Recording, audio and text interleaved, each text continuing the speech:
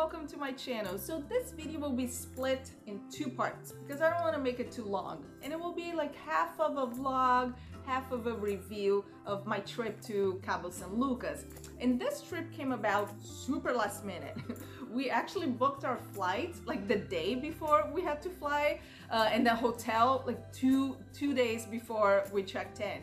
I went on Groupon because a friend of mine, him and his wife went to Japan and said they had a wonderful time, included the hotel and some activities. There was no scam because you think, Groupon, should I actually book a trip through Groupon? Went there, just search, all-inclusive, getaway. But the first two, it gave me hotels in, one it was in Cancun, and I was like, I've been there. And then Cabos and Lucas, and I've never been. I've been to Cancun, I've been to Puerto Vallarta a couple times, I've been to Mexico City, Rosarito, Tijuana, I've been to Mexico, but never Cabo San Lucas. So I was like, oh, that's perfect. And it was an all-inclusive hotel. Groupon isn't that bad to book trips because it's usually hotels. I used to work at a hotel for many years. It's usually hotels that want to book last minute rooms, that they have the inventory and they just, put out a discount. Because it was such a short trip, we only had it 3 nights. I decided to do the whole all-inclusive thing because all we wanted to do was just eat, drink, swim in the ocean, and be merry. And that's it. We didn't want to go out of the resort and do activities. We did one. We did a little boat tour, which I'll get to it. So flights. Our flight left San Diego, did a layover in Phoenix. On the way there, it was like a 15-minute layover, which wasn't bad at all. So from Phoenix to Cabo San Lucas. On the way back, same. We did a layover in Phoenix. It was a 2-hour layover, then ended up being like a 4 to 5 hour layover because the flight kept getting delayed. And then we could have traveled from Tijuana because I don't know if you international people don't know, our border, it's like San Diego and Mexico, there's something called CBX, that's like a cross border. That's like, you go in a building and you just walk through the building and then boom, you're in Mexico. And then you can fly from Tijuana and it's way, way cheaper. It was like $200 something to go from Tijuana to Cabo San Lucas. But convenience wise, and once again, because the trip was so short, we live really close to the airport here. So it was just less, and we had the points from Southwest, so it's just like, let's just fly from San Diego. The hotel that I picked was Villa del Palmar in Cabo San Lucas, and I did my research. Before I booked, I went full stalker mode. I went on Instagram, I searched hashtags, I went on YouTube and watched a couple little vlogs, I went on TripAdvisor. For the price and what we ended up getting, I thought it was a really good deal. Transportation. I found this company called Cabo, which I really, really recommend. It was only like the total round trip for 2 people was $96. So it was $24 per person each way from airport to hotel, $24 back. You can get an Uber, but to catch the Uber, apparently Ubers are not allowed in the airport area. You have to go on there, like, it's not a highway, it's not a freeway. You have to like leave the airport and go on the road, which is right in front of the airport, and try to catch the Uber. Same thing from the hotel. The Ubers don't go in the hotel. You have to like get out of the hotel, because when we did our little boat tour, we're walking outside of the hotel and we can see the people, like some tourists coming with their luggage from the street to like go up to their hotel. Our driver, he was so good. He was so friendly. Oh, he gave us beers. He had a cooler next to us, water bottles, like 2 Coronas, and then he gave us a bottle of tequila. It's like shots with plastic cups. They said that it takes from the airport to our hotel was going to be about 45 minutes. It was not. It was like 30 minutes, maybe less. And it was such a nice ride because the road that he took, you could see the ocean from the side. And then on the way back, we also got Cabo because we did the round trip. And it was nice because the people that, it's carpool. So the people that were there with us, there was 2 people in the back, 2 people in the front. And they're coming from the same hotel that we were. So we're all going to the airport together, because I thought on the way back, we would do multiple pickups too. We would have to go to different hotels and pick people up. But no, everyone in our van came from the same hotel and went to the airport. And then when we got to the airport in Cabo, Be careful, because when you pass in, we only had carry-ons. We didn't, you know, have to claim any baggage. But after you pass, you know, the baggage claim area, you go through an area where, I'm telling you, too much time in Mexico, my accent starts to come out. But we go to this place where, you know, there's people from left and right. Oh, timeshare activities. They will try to sell you stuff. Like, like go like this. After we got out of there, straight out of the airport, bar. We thought we were waiting a long time for our event. No, you go there, they have your name, they have your reservation.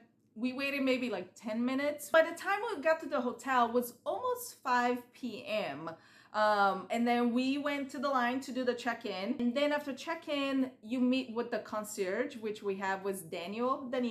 Hi, Daniel. And you go, you know, you sit down in the little lounge area, and then Daniel explains everything to you, like what's included, what's not, all the types of liquors and beers. He gives you a little pamphlet with activities, a little map of the hotel. And I saw on the little vlog that I watched on YouTube with this family, was a couple with their little baby. They were so cute. Oh, I wish I remembered their names. So they stayed at the same hotel, and they said that they did a timeshare meeting presentation, and they got tickets for the glass boat tour.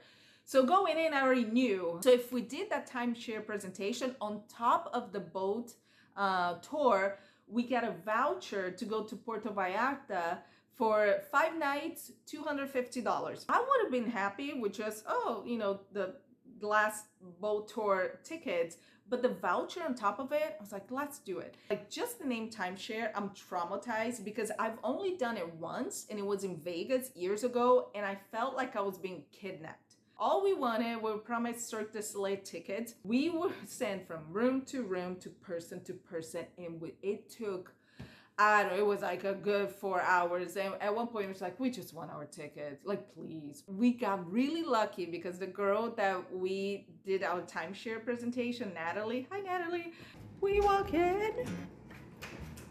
Whoops, sorry about that. How cute is this? Yep, so cute. Closet.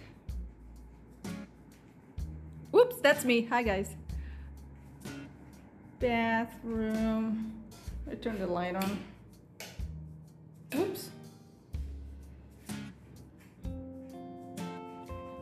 Hello. Okay. Little entryway. So now the bathroom. It's great. I'm gonna check out the toiletries. Okay, so lotion. Okay. Ouch. It's another. Ah! Oh my god! You can't do that. Oh my god. Anyway, look. So this is a full kitchen. Knife set.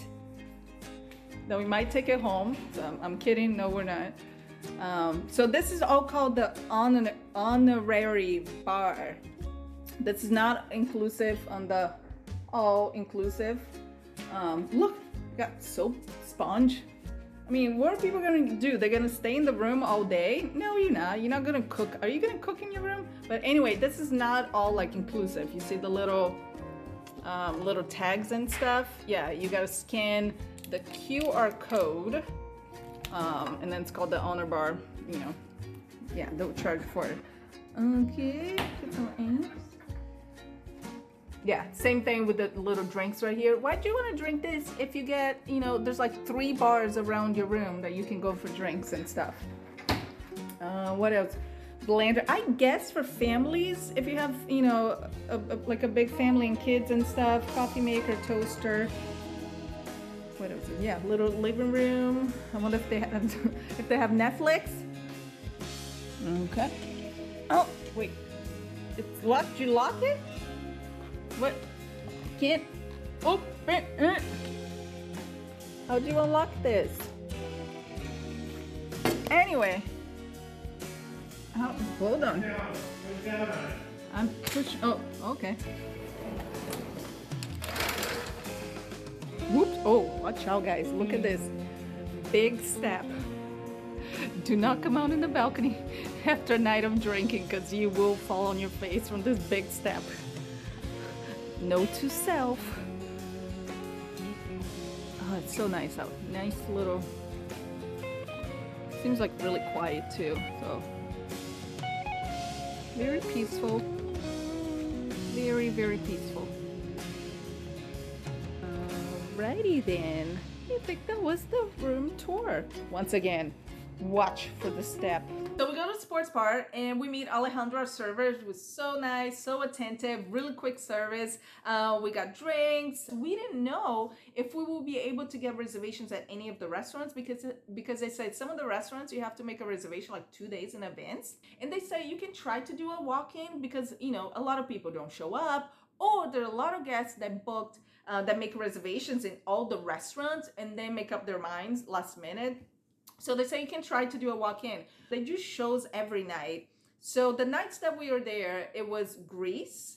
And then the next night was The Greatest Showman. And then Lion King. And the next night would have been Michael Jackson. I was like, I wanted to see Michael Jackson. But after we walked around, we came back and the show had already started. It was about to start. So they have this little outside area, which I forgot the name of it, but it's where they have the community tables and they do a buffet. We watched the show like in the sidelines. So next day, I was reading some reviews. They say like breakfast, the busiest time, there's always a line. So go either earlier or later, but if you go around 9 o'clock, 10, there's a line. So I went at 7:30, they let me in right away, gave me a table. Even though I was by myself, they gave me a table like right in front of the water, which I loved.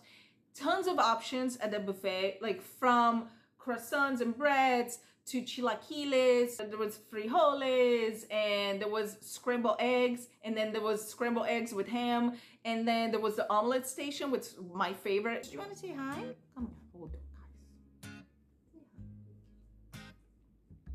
Yes, Ricky. Yes. Fine. I'm telling about my trip to Mexico. Yeah. You gonna go back to sleep? Okay, hold on. And then I went back to the room, went to wake him up and say like, come on, you gotta make it to breakfast. Come on, let's go to breakfast. And then it was around like 9 o'clock that we went. Once again, like they let us in, no line. My second time at breakfast of that day, I had a mimosa, which is funny because the bar, the main bar right there, they say they only open at 10 because on our checkout day, we tried to go there like 9 o'clock to grab drinks. I swear we don't have a problem. We're not alcoholics. And the bartender's like, no, the bar only serves at 10. But at breakfast, they were popping champagne bottles. I had a mimosa. I saw someone having a Bloody Mary. So maybe they only serve alcohol to the people that are sitting there having breakfast. Another thing is that I ordered my second time there. I did the omelet station. And then I didn't finish and I wanted to take half of my room. And I don't know if I didn't say like the right Spanish, but I asked if I could take it to my room and the server said, no, you can't. Maybe I said that, can I take, because I was like, can I take this to my room? And maybe he thought, oh, she wants to take the plate.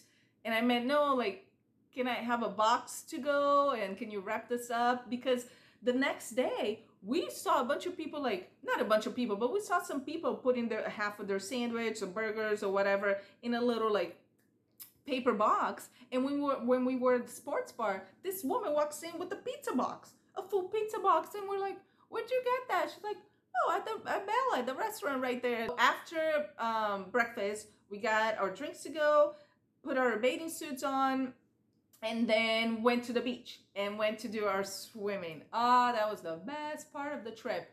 We walked alongside the water and then it started getting really busy because where Villa de Palmar is, they say it's not very swimmable. I thought it was perfect. I loved it. I thought it was perfect. There's not a lot of people in the water.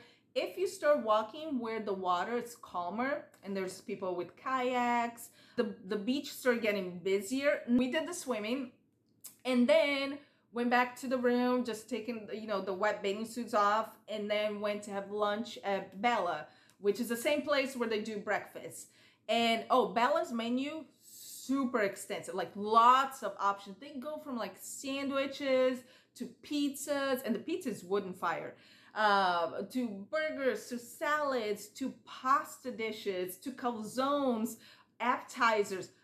It was like 3 pages. It was like Cheesecake Factory menu. Oh, I had a pasta fusilli with pesto, and then Trevor had a calzone. It was like fresh out of the wood oven, like tons. I think he had like ham, artichokes, olives. So we sat there, and it's so entertaining because you see all the tourists, and the tourists that don't know how to swim in the ocean getting caught by the wave, and the staff loves it. The staff will come whenever somebody gets hit by the wave. They will come to the rail, and it's like it must be so entertaining for them. This older couple too.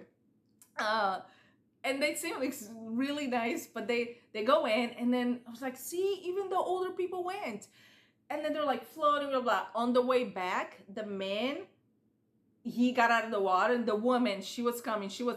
Boom, wave hit and sucked her in. So be careful with that. Sucked her in.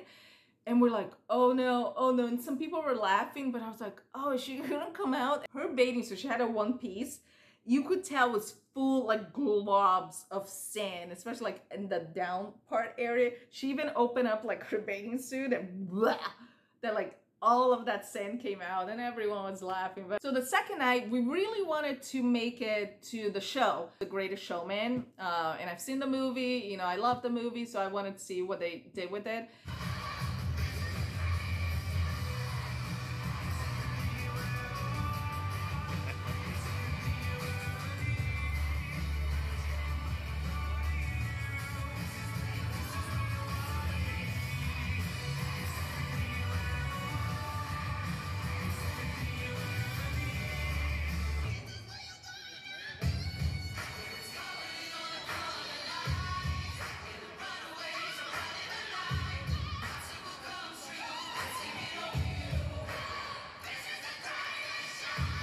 I said I was gonna do a day and a half and then a day and a half. So I will stop where we got to the hotel next door to do the timeshare presentation, and I will let you know if it was worth it or not. Stay tuned. There'll be a part 2 of my Cabo trip, and I hope you stick around. And, oh, if you like this video, please make sure to hit the thumbs up, subscribe to the channel, and also hit the little bell, the notification button, so you don't miss any future videos.